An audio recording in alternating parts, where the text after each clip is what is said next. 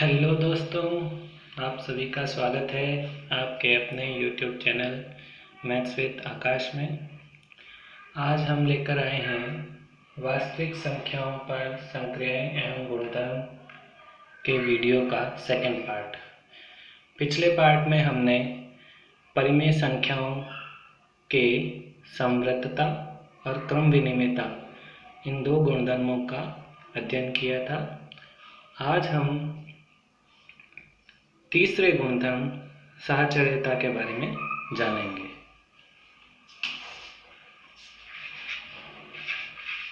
साहचर्यता। तो साहचर्यता गुणधर्म क्या होता है? तो सर्वप्रथम हम योग संक्रिया पर साहचर्यता क्या होती है उसके बारे में जानेंगे।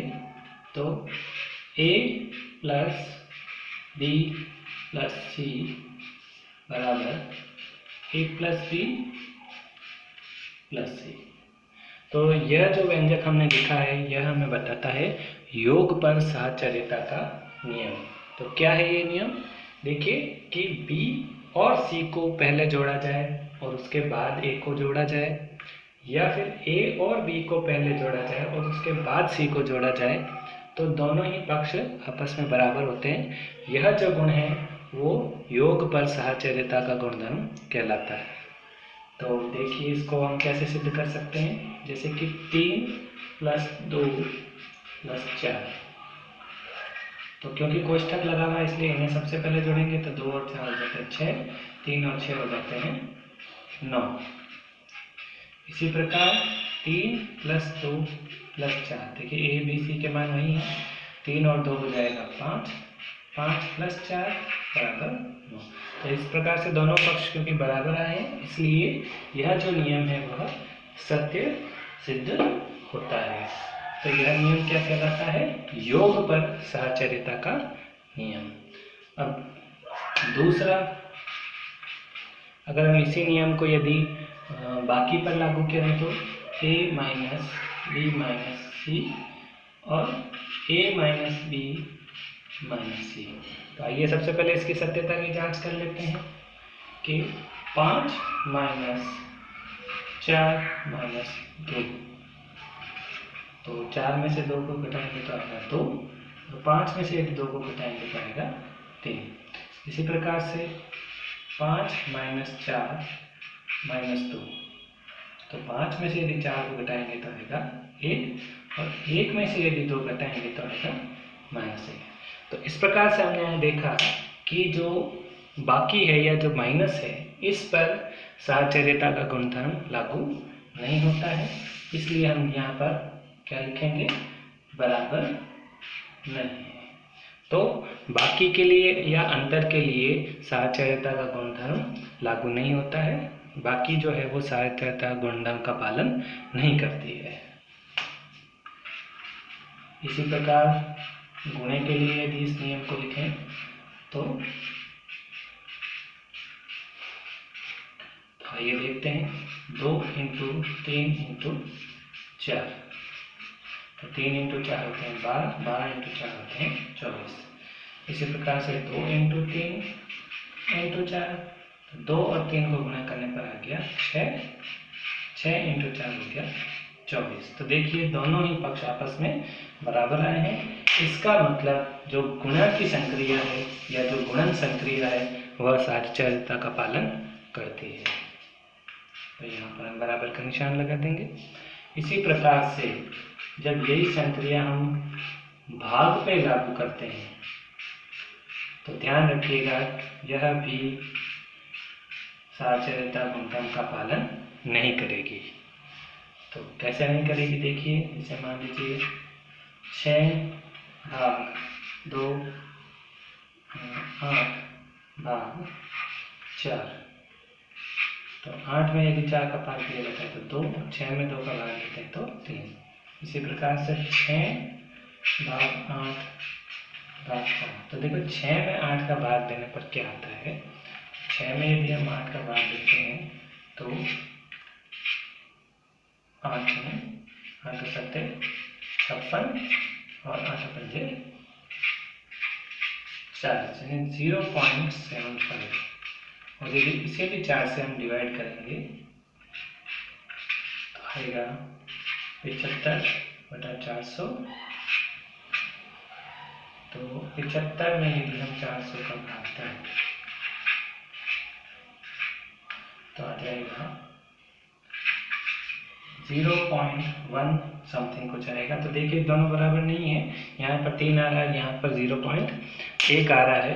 तो इस प्रकार से जो भाग की संक्रिया है वह भी साहचर्यता का पालन नहीं करती है।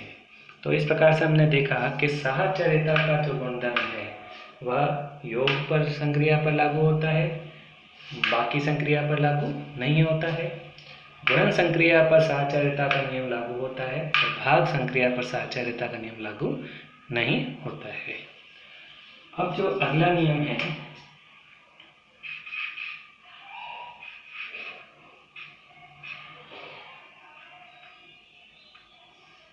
वह है प्रतिलोम। तो देखिए प्रतिलोम क्या होता है, पहले तो हम आपको बताते हैं कि प्रतिलोम 2 प्रकार के होते हैं। एक तो योज्य प्रतिलोम, एक होता है गुणन प्रतिलोम।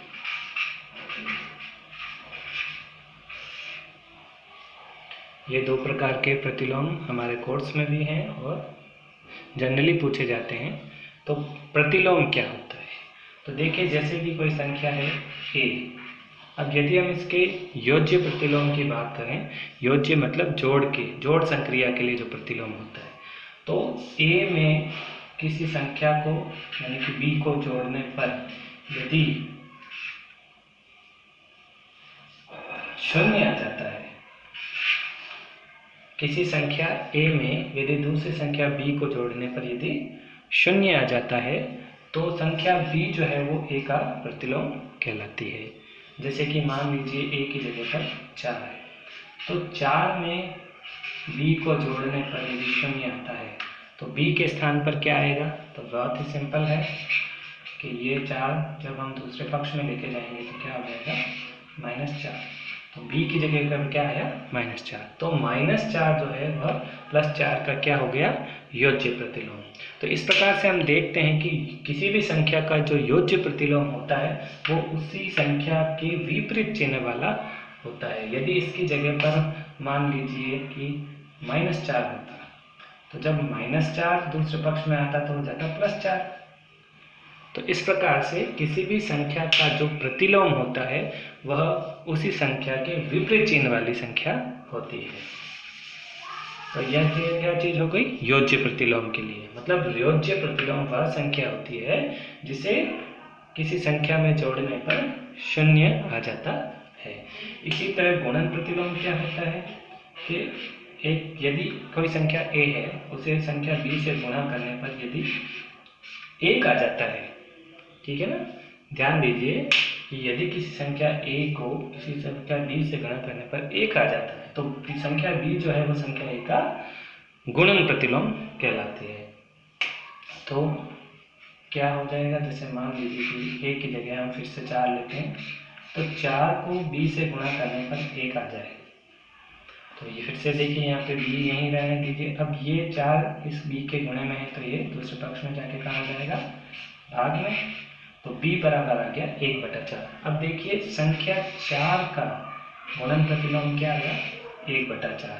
तो इस प्रकार हम देख सकते हैं कि किसी भी संख्या का यदि गुणन प्रतिलोम निकालना है आपको तो उस संख्या को 1 के हर में लेके चले जाइए। जैसे कि 4 का आपको गुणन प्रतिलोम निकालना है तो 1 के हर में 4 को ले जाइए यानी कि 1/4। तो ये क्या हो जाएगा, 4 का गुणन प्रतिलोम। मान लीजिए कि कोई भिन्नात्मक संख्या है, जैसे मान लीजिए कि 3/2 है, यदि आपको उसका गुणन प्रतिलोम निकालना है तो देखिए कि ये जो हर वाली संख्या है वह चली जाती है 1 के से गुणा हो जाती है और ये जो अंश वाली संख्या है वह चली जाती है नीचे यानी कि 2/3। तो देखिए 3/2 का जो गुणन प्रतिलोम है वो आता है 2/3, यानी कि भिन्नात्मक यदि कोई संख्या हो तो और यदि उसका आपको गुणन प्रतिलोम ज्ञात करना हो तो अंश को हर में ले जाइए और हर को अंश में ले जाइए। तो 3/2 का जो गुणात्मक प्रतिलोम है वो जाएगा 2/3। तो इस प्रकार से गुणात्मक प्रतिलोम क्या होता है? गुणात्मक प्रतिलोम एक ऐसी संख्या होती है जिसे यदि उस संख्या में गुणा किया जाए तो उत्तर क्या आना चाहिए? 1 आना चाहिए। तो यह चौथा गुण या चौथा चीज है जिसे हम प्रतिलोम कहते हैं। पांचवी चीज या पांचवा गुण जो है वो है तत्समक गुण। तो तत्समक गुण क्या होता है? देखिए, तो कोई भी संख्या जैसे मान लीजिए कि a, इसके अंदर कोई संख्या b को हम जोड़ दें, ठीक है, a के अंदर हमने b को जोड़ दिया तो उत्तर a ही आए। मतलब किसी भी संख्या में यदि हम कोई दूसरी संख्या जोड़ते हैं, a के अंदर जब हम b को जोड़ते हैं तो वह जो मान है वो अपरिवर्तित है। मतलब a के अंदर b को जोड़ने पर कोई भी फर्क ना पड़े। ऐसी कौन सी संख्या होती है? यानी कि जैसे मान लीजिए 3 में हम क्या जोड़ें कि 3 है, तो ऑब्वियसली 3 में यदि हम 0 जोड़ेंगे तो ही वह 3 रहेगा। 0 के अलावा यदि नेगेटिव में जोड़ेंगे तो भी वह 3 नहीं रहेगा, और अगर पॉजिटिव में यानी कि धनात्मक संख्या जोड़ेंगे तो भी वह 3 नहीं रहेगा। तो यहाँ b बराबर क्या आ जाएगा? 0। तो ये 0 क्या कहलाएगा? यह कहलाया जाएगा योज्य तत्समक। तो योज्य तत्समक क्या होता है? 0। ऐसी संख्या जिसे कि किसी संख्या में जोड़ने पर संख्या का मान अपरिवर्तित रहे वह क्या हो जाएगा? योज्य तत्समक।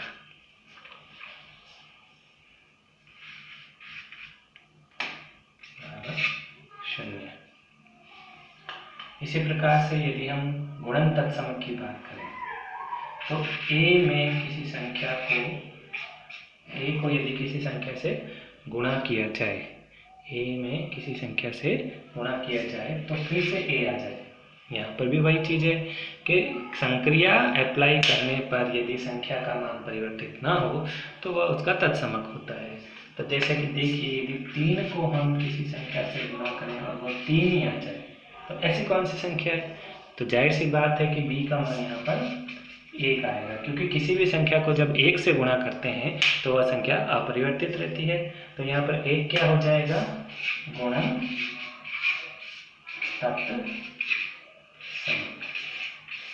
तो योज्य तत्समक सदैव 0 होता है और गुणन तत्समक जो है वह हमेशा 1 होता है। यह आपको याद रखना है। योज्य तत्समक सदैव 0 होता है और गुणन तत्समक हमेशा 1 ही होता है। इनके मान संख्याओं के अनुसार कभी भी नहीं बदलते हैं।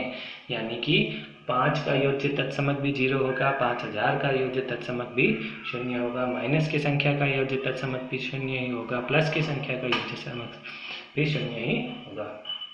इसी तरीके से कोई भी संख्या हो उसका गुणन तत्समक भी सदैव 1 ही रहेगा, चाहे वो धनात्मक हो, ऋणात्मक हो, छोटी हो, बड़ी हो, परिमेय हो, अपरिमेय हो। योज्य तत्समक और गुणन तत्समक सदैव 0 और 1 ही रहते हैं, ये कभी नहीं बदलते हैं। जबकि जो प्रतिलोम होते हैं, किसी भी संख्या का जो प्रतिलोम होता है, योज्य प्रतिलोम की यदि बात करें तो चिन्ह उसका बदल जाता है। यानी कि मान लीजिए a है तो a का जो योज्य प्रतिलोम है वह क्या होगा? हमने बताया था कि उसके विपरीत चिन्ह वाला, यानी कि -a। तो इसी तरीके से a का जो गुणन प्रतिलोम है वह क्या हो जाएगा? उस संख्या को 1 के हर में ले जाइए तो वह उसका गुणन प्रतिलोम हो जाएगा। तो इस प्रकार से हमने इस वीडियो में वास्तविक संख्याओं पे, यानी कि परिमेय संख्या या अपरिमेय संख्या, पूर्ण संख्या, कोई भी संख्या ले लीजिए, उस पर साहचर्यता, प्रतिलोम और तत्समक गुण का अध्ययन कर लिया है। अब जो अंतिम गुणधर्म जो बचे हैं उसे भी हम इस वीडियो के अंदर ही कवर कर लेते हैं। वीडियो थोड़ा लंबा हो रहा है लेकिन हम इसी वीडियो में इसको कवर करेंगे। जो अगला गुणधर्म है इसका वह कहलाता है योग पर बंटनता। तो योग पर बंटनता का गुणधर्म क्या है? देखिए,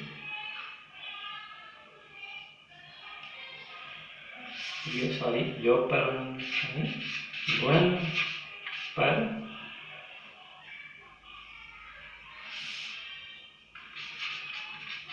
योग की बंटनता।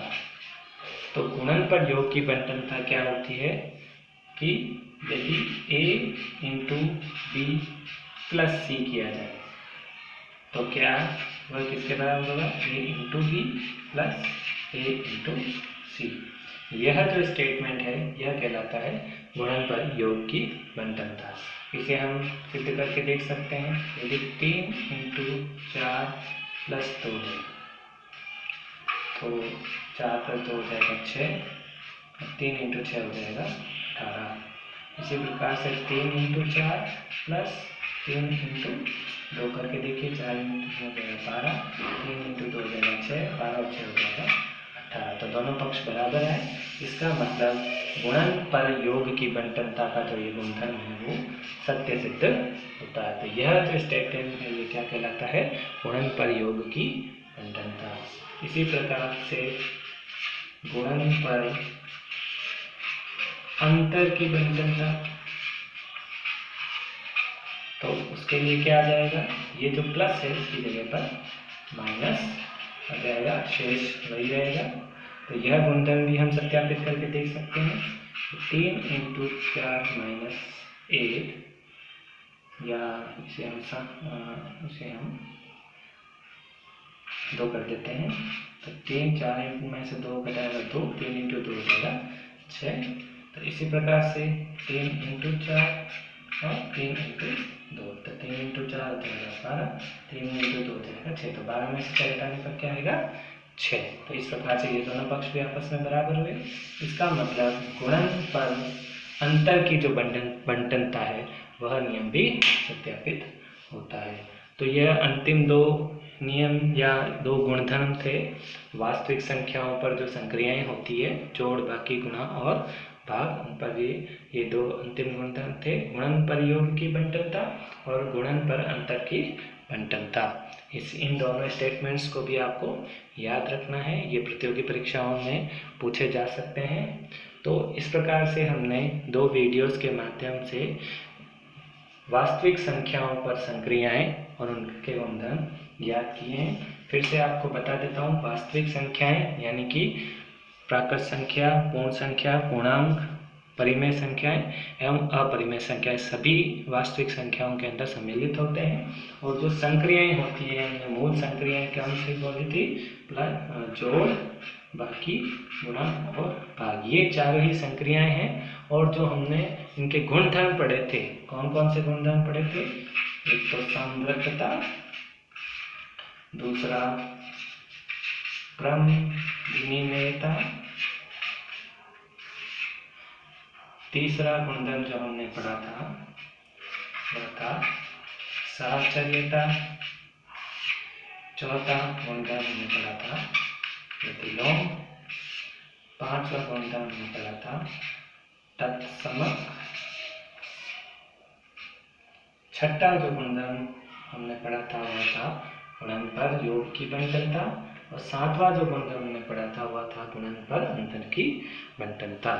तो इस प्रकार से हमारा यह टॉपिक यहाँ पे समाप्त होता है, वास्तविक संख्याओं पर संक्रियाएं एवं इनका गुणधर्म। आशा है आपको ये मेरा वीडियो अच्छा लगा होगा। अगर आपको अच्छा लगा तो इसे लाइक कीजिए, मेरे चैनल को सब्सक्राइब कीजिए, और जो भी आपके आसपास जो भी प्रतियोगी परीक्षाओं की तैयारी कर रहे हैं स्टूडेंट, उनके साथ शेयर कीजिए। नमस्कार।